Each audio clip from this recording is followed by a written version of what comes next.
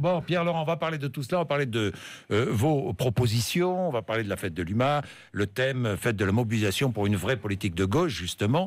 Pierre-Laurent, mais je voudrais qu'on parle de Syrie rapidement. Vous êtes absolument contre toute intervention militaire, vous l'avez dit. Vous restez résolument contre aujourd'hui. D'abord, pourquoi êtes-vous résolument contre et qu'attendez-vous qu'espérez-vous de la rencontre Lavrov-Kerry à Genève? Nous sommes contre parce que ajouter de la guerre à la guerre ne va rien résoudre. Il y a 2 ans d'horreur dans ce pays, 100 000 morts. Donc évidemment, l'utilisation des armes chimiques, c'est quelque chose qui est insoutenable, mais des bombardements supplémentaires qui n'arrêteront pas la guerre, à quoi est-ce que ça va servir à part à rajouter du sang au sang? Donc pas d'escalade militaire, mais des efforts, parce qu'il faut une action internationale forte, effectivement, mais des efforts pour ramener tous les belligérants autour de la table de discussion. Vous croyez franchement que le régime d'Assad, qui paraît-il commence à disséminer ses armes chimiques un peu partout dans le pays, sur des sites, on parle de plus de 50 sites, va jouer le jeu, franchement? Mais moi je ne mise pas sur la bonne volonté du régime d'Assad. Je dis que les puissances internationales, la Russie, les États-Unis, la France et les autres qui sont autour et qui arment les uns ou les autres, l'Arabie Saoudite, doivent prendre leurs responsabilités. Et effectivement, amener les belligérants autour d'une table de négociation. Mais parce que les Russes ont intérêt à la fin de cette guerre, les Américains ont intérêt à la fin de cette guerre, nous aussi, et dans l'intérêt du peuple syrien, nous devons le faire.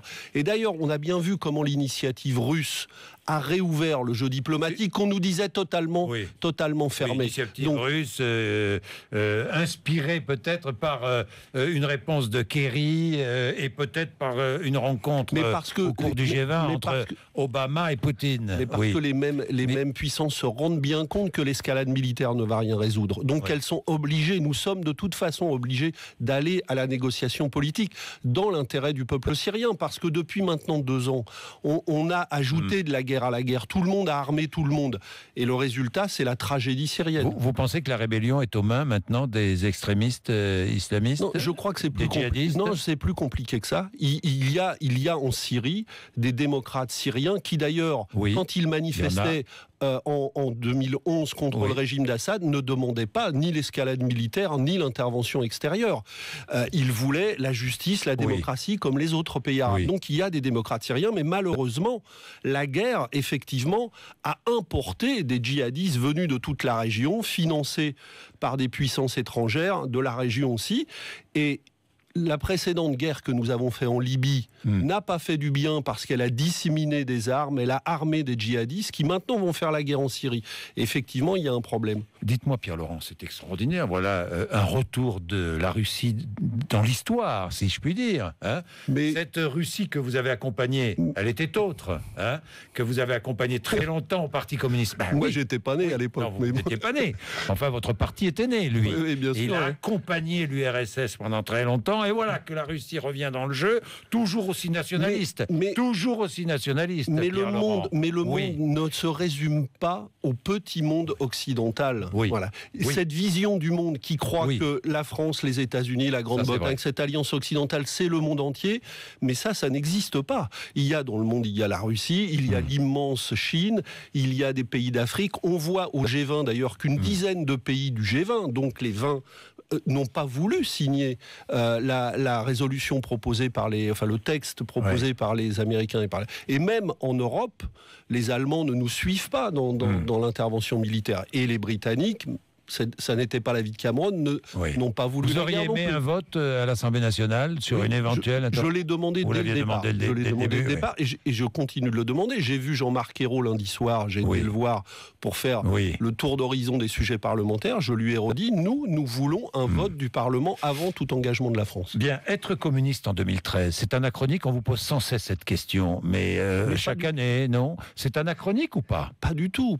L'idée vous n'abandonnerez jamais ce mot communiste. L'idée qui est un joli mot, mais l'idée qui est à l'origine, c'est quoi? C'est le bien commun. Et cette idée du bien commun, c'est une idée qui revient justement. Quand on se pose les problèmes écologiques de la planète, on se dit il faudrait protéger. Vous êtes écologiste? Mais bien sûr que je suis écologiste. Mais bien sûr, Et pourquoi vous êtes pour le gaz de schiste, alors ? Nous ne sommes pas pour le gaz de schiste, pour l'exploration du gaz. Pas du tout. Non, pas du tout. Non, nous avons été très nets sur cette question. Non, mais quand on parle Jean-Luc Mélenchon, lui, est pour. Hein. Non, pas du tout. Non. Au Front de gauche, on est unanime contre l'exploration du gaz de schiste, qui nous polluerait de manière invraisemblable. Donc vous êtes écologiste ? Oui, bien sûr. Mais au-delà de ça, l'idée du bien commun, elle est vraie pour les services publics. Il nous faut des transports publics, il nous faut une éducation nationale publique. Ces idées-là qui sont à l'origine de ce qu'est le communisme, elles sont complètement d'actualité aujourd'hui. Donc, évidemment, il y a une grosse différence. C'est que une des leçons qu'ont tiré les communistes du XXe siècle, c'est que notre ambition doit être inséparable de la démocratie. Inséparable de la démocratie. Donc nous sommes sur cette idée communiste nouvelle pour le XXIe siècle. Bien, vous êtes écologiste. Bien sûr. Donc vous êtes pour... J'imagine, pour une augmentation des taxes sur le gazole. Non, parce que ça, c'est une très mauvaise idée. Voilà. Si on veut faire de l'écologisme, mais contre l'augmentation des taxes sur le gazole. Parce qu'on a bien mieux à faire que de faire une taxe sur le diesel qui va pénaliser des gens qui sont obligés d'utiliser leur automobile et à qui on a vendu... Mais on peut compenser. Mais par contre, ce qu'on peut faire, c'est réorienter la production automobile. On peut encourager le développement des transports en commun. On peut... avoir beaucoup d'autres idées. On peut développer le transport ferroviaire. Que la TVA passe à 5% sur les transports en commun ? Oui, je pense qu'elle est trop élevée. Sur les biens de consommation courant, parce que les transports sont un bien de consommation courant, la TVA est trop élevée. Et moi, je suis pour une baisse de la TVA sur les biens de consommation courant. C'est vrai sur le transport public, c'est vrai sur les produits d'alimentation de première nécessité.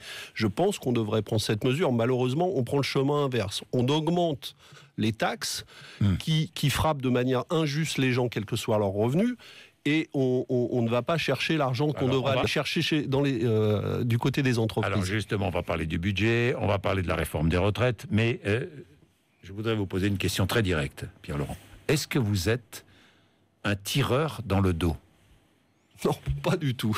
Non. S'il y a quelqu'un qui sait parler, je sais pourquoi je vous pose la question. Je sais pourquoi vous posez la question. C'est Jean-Luc Mélenchon, parce que j'explique aux auditeurs téléspectateurs, qui a dit « Pierre Laurent m'a tiré dans le dos, c'est un tireur dans le dos ». Oui, mais c'était un moment d'énervement où sa parole a dû dépasser sa pensée. On se parle très franchement. Moi, je suis quelqu'un qui parle franchement, on dirait, qui dit ce qu'il a à dire. En ce moment, le Front de gauche n'est pas du tout en danger. J'entends des choses qui se disent là-dessus. Le Front de gauche va durer, il a de l'avenir. Et moi, le parti de gauche, je rappelle, de Jean-Luc Mélenchon et le Parti communiste de Pierre Laurent. Et ce front-là a de l'avenir. Il a des débats, notamment sur les futures élections municipales, mais c'est quoi ma préoccupation ? Moi, ma préoccupation, c'est qu'en ce moment, comme il y a beaucoup de gens qui ont voulu le changement en 2012 et qui ne se reconnaissent pas dans la politique gouvernementale, qui ont voté François Hollande, qui ont voté Eva Joly... Vous avez voté François Hollande, vous ? Au deuxième tour. Au premier tour, j'ai voté Jean-Luc Mélenchon. Et j'aurais bien voulu voter Jean-Luc Mélenchon au deuxième tour, mais on était éliminé du deuxième tour. Donc moi, je voulais effectivement chasser Sarkozy. Mais ces gens-là qui ne se reconnaissent pas dans la politique gouvernementale, moi, je veux que le Front de gauche leur tende la main.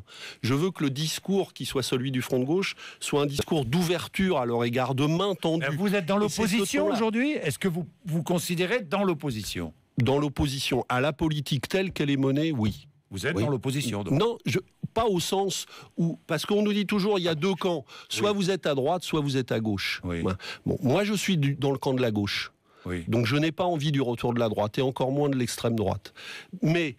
effectivement, la politique qui est menée actuellement par le gouvernement n'est pas la politique qu'attendaient les gens qui ont voté à gauche. Donc il faut la changer. Il faut la changer. C'est pas une politique de gauche. C'est une politique de quoi ? La politique des retraites telle qu'elle nous est présentée, c'est une politique droitière, dans la droite ligne de ce qui a été fait précédemment. D'ailleurs, on prolonge l'allongement de la durée de cotisation avec des effets terribles sur les futures générations. Parce que moi, j'ai fait les calculs pour mes enfants. J'ai 3 enfants. J'ai fait des calculs pour eux. Ils commencent à travailler. Aucun des 3... dans la situation où ils sont, ne pourra bénéficier d'une retraite, même pas à 60 ans, même à 62 ans, ils n'y arriveront pas. Et moi, je dis d'ailleurs aux gens, faites les calculs dans vos familles. Faites les calculs. Il y a des sites, d'ailleurs, que j'ai vu qui émergent sur les réseaux sociaux, où on peut compter à partir du nombre d'annuités, eh bien vous verrez que les futures générations ne pourront pas accéder à une retraite à taux plein avec la réforme qu'on nous propose. C'est pour ça que nous y sommes opposés. Alors le budget, le projet, on n'a que le projet pour l'instant de budget 2014. Est-ce qu'aujourd'hui vous le voteriez ? Non. Non. Non, parce que ce budget, il a 3 défauts à mes yeux. D'abord, il prévoit 14 milliards de suppression de dépenses publiques supplémentaires. Or, les dépenses publiques, c'est quoi ? 15 milliards même, je crois. 15 milliards, bon. 9 et 6. Bon. 6 sécu. C'est quoi ? C'est des emplois publics dont on a besoin dans les écoles, dans la justice, dans la police, pour contrôler les impôts de ceux qui ne les payent pas et qui font de l'évasion fiscale. Et c'est des investissements publics. Or, on a besoin de ça pour relancer l'économie. Donc ça, première erreur. Plus de fonctionnaires relance l'économie. Vous dites, plus de fonctionnaires relance l'économie. Plus de services publics rend l'économie plus efficace. Absolument. On a besoin de services publics dans un pays développé. On a besoin de solidarité. On a besoin d'équipements publics. On a besoin de former les gens. Et l'éducation, c'est des fonctionnaires qui enseignent à nos enfants. On a besoin dans les hôpitaux de fonctionnaires. Les gens qui travaillent dans les hôpitaux sont des fonctionnaires de la fonction publique hospitalière. Parce qu'on dit toujours il y a trop de fonctionnaires, mais on oublie de dire qui c'est les fonctionnaires. Il y a plusieurs fonctions publiques. Il y a plusieurs fonctions publiques. Mais même des gens qu'on voit moins, les gens, par exemple, il faudra aller chercher 50 milliards d'évasion fiscale. Mais pour y arriver, il faut des contrôleurs des impôts. Et on les a pas. Quand on veut faire des contrôles aux douanes, on parle des trafics. Mais comment on va faire si on n'a pas de douaniers pour faire ces contrôles ? Je résume. La politique de François Hollande sur la Syrie, pour l'instant, ça vous va pas très bien. La réforme des retraites, ça ne vous va pas. Le budget, ça ne vous va pas. Vous êtes dans l'opposition, donc on est d'accord pour l'instant ? Je suis dans l'opposition à cette politique. Je veux que les gens de gauche se rassemblent pour imposer une autre politique que celle-là. Vous êtes extraordinaire au Parti communiste parce que vous êtes effectivement en revanche, localement, vous vous associez au Parti socialiste pour gérer des villes. Mais oui. Alors là, mais vous savez pourquoi ? Si je vous dis, n'est-ce pas pour sauver vos positions ? N'est-ce pas une position politicienne ? Non, je vais vous prendre un exemple. Je vais vous prendre un exemple concret. Puisque je vis à Paris, je connais assez bien cette ville et j'y suis né. Nous sommes battus depuis des années pour cette ville qui dérivait vers les spéculations, pour qu'on relance une politique de logement social à Paris. Il y avait 14% de logements sociaux à Paris, alors que la loi imposait 20%. Grâce à notre bataille, maintenant il y a 20% de logements sociaux dans Paris. Eh bien, on va obtenir, je pense, de la future équipe de gauche qu'elle s'engage à ce qu'on aille vers les 30% de logements sociaux à Paris. Gauche. Donc si c'est des candidats de gauche, des équipes de gauche qui s'engagent à des objectifs comme ça... C'est intéressant ce que vous dites. Eh bien, moi, je dis... là, banco. Si c'est pour faire des politiques de gauche... Alors, vous dites des équipes de gauche. Ça veut dire que dès le premier tour, vous allez faire équipe dans plusieurs arrondissements avec le Parti socialiste. Mais on va regarder ça, on va le décider en octobre. Ça y a parce que Jean-Luc Mélenchon n'est pas du tout d'accord avec vous, là, vous savez. Hein. Bon, là, c'est effectivement la petite discussion qu'on a en ce moment. Oui, c'est pas la petite. De toute façon, il faudra se rassembler à gauche au deuxième tour. Bon. Mais après, pour arriver à bien peser sur les programmes de gauche, à avoir des bons programmes qui répondent bien, qui prennent des engagements sur les services publics, est-ce que pour le faire, on fait équipe dès le premier tour ou est-ce qu'on va avec des listes au premier tour et puis on fait la fusion deuxième ? Mais ça... Eh bien ça dépend des villes, ça dépend des situations. Donc, on est en train de regarder ça. Au front de gauche, quoi. Discussion serrée au front de gauche, parce que Jean-Luc Mélenchon veut des listes autonomes partout dès le premier tour, et vous dites non, il y a certains endroits où nous devons faire équipe. Voilà, il y a des endroits où on peut le faire et où c'est utile. Bon sur cette position. Et il y a des endroits, Vous allez tenir bon sur cette position. Oui, on va tenir. Non, mais on discute. On discute toujours. Mais enfin, vous dites non. Mais non, on va. Vous êtes comme Sergueï Lavrov. Et Mélenchon, c'est John Kerry. Oui. Non, mais on va tout simplement le décider démocratiquement. Parce que maintenant, une des choses qui a changé au Parti communiste, c'est que quand on est face à un débat, c'est pas la direction qui décide, on a le débat politique. Ça a changé, ça. La direction dit ce qu'elle a à dire. Politique. Et puis, on fait des assemblées de communistes localement, et dans chaque ville, les communistes vont voter démocratiquement. Est-ce que Jean-Luc Mélenchon va venir à la fête de l'UMA ? Mais bien sûr, tout à l'heure, cet après-midi, bien sûr, cet après-midi, on va inaugurer ensemble le stand du Front de gauche dans la fête de l'Humanité. Et on était mardi ensemble à la manifestation sur les retraites. Est-ce que vous allez voter la fin du cumul des mandats ? Oui. Oui. Vous êtes à fond pour la fin du cumul des mandats. On est pour la fin du cumul des mandats. On a eu une discussion justement, parce que la discussion est au Sénat en ce moment. On a eu réunion de notre groupe mardi. On a eu une discussion là-dessus, une discussion sérieuse. Et on a décidé de voter pour. Et d'ailleurs, il y a eu la réunion de la commission. Je crois qu'on a été quasiment les seuls à voter pour. Parce que même dans la majorité, dans le reste des partis, il y a des gens qui sont contre, etc. Mais nous, on est résolument pour ça. Mais au Sénat, pourtant, vous êtes sénateur, vous avez souvent voté avec la droite et le centre. J'ai vu ça sur plusieurs textes. Non, vous êtes abstenu sur certains textes. Oui, mais souvent pas pour les mêmes raisons. On s'est opposé, par exemple, à des budgets, eux aussi, mais souvent pour des raisons diamétralement opposées. Parce que nous, on voulait plus de dépenses publiques, plus d'investissements publics. Eux en voulaient encore moins. Donc, c'est pas parce qu'on se retrouve dans des votes que les motivations sont les mêmes. Bien. Vous êtes un élu de gauche. Est-ce que vous êtes un privilégié? Parce que j'entends je vois, déjà vous dites, mais où il veut en venir, celui-là? Non, privilégié, parce que j'entends, vous comme moi, le public nous dire, les auditeurs, les téléspectateurs nous dire, oui, les députés, les sénateurs sont des privilégiés, il faut absolument qu'ils réduisent leur train de vie, il faut absolument... Est-ce que vous considérez comme un privilégié? Non, vous savez, j'ai grandi dans une famille ouvrière, je ne l'oublie pas, toutes mes valeurs viennent de là. Oui. Donc moi j'essaye de ne pas l'oublier, je transmets ça à mes enfants, je sais ce que ça représente que le travail, tout ça compte. Il se trouve que dans ma vie, à un moment donné, voilà, je suis élu, on m'a confié des responsabilités, j'ai décidé de les assumer, je ne subis pas cette situation, et effectivement j'ai une indemnité parlementaire assez conséquente. Mais vous savez qu'on a une originalité. Vous reversez combien?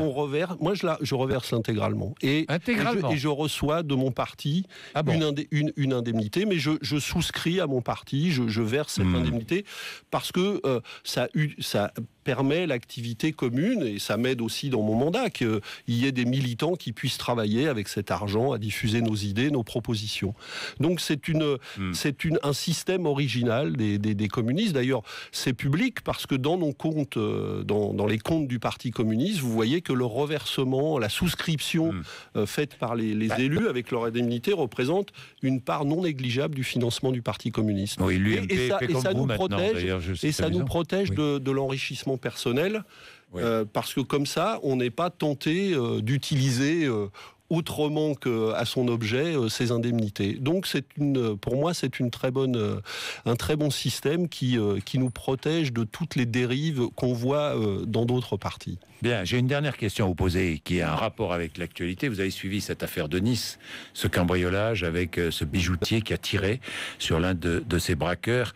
Est-ce que vous considérez qu'il était en état de légitime défense? Non. Évidemment, c'est terrible. Je veux dire, on sait qu'il y a des gens qui sont excédés. Les bijoutiers, par exemple, se font braquer à répétition ces derniers temps. Il y a des gens qui visiblement cherchent pas seulement de l'argent, mais des métaux précieux. Donc, on peut comprendre l'excès d'un homme. Mais je ne suis pas partisan de la légitime défense, et je ne suis pas partisan qu'on ait chacun des armes, etc. Parce qu'on voit aux États-Unis, par exemple, ça peut conduire. Alors, je vous pose une question subsidiaire. Est-ce que vous pensez que Manuel Valls est, comment dire... Vous avez entendu ce que dit Jean-Luc Mélenchon sur Manuel Valls? Il dit qu'il est envahi par les idées du Front National, qu'il est devenu finalement un adepte de la politique du Front National, enfin un adepte. Vous avez vu le mot, je me souviens plus du mot. Quand on entend Manuel Valls, par moment, c'est vrai qu'on a l'impression d'entendre Claude Guéant. Contaminé, j'ai trouvé. Il est contaminé.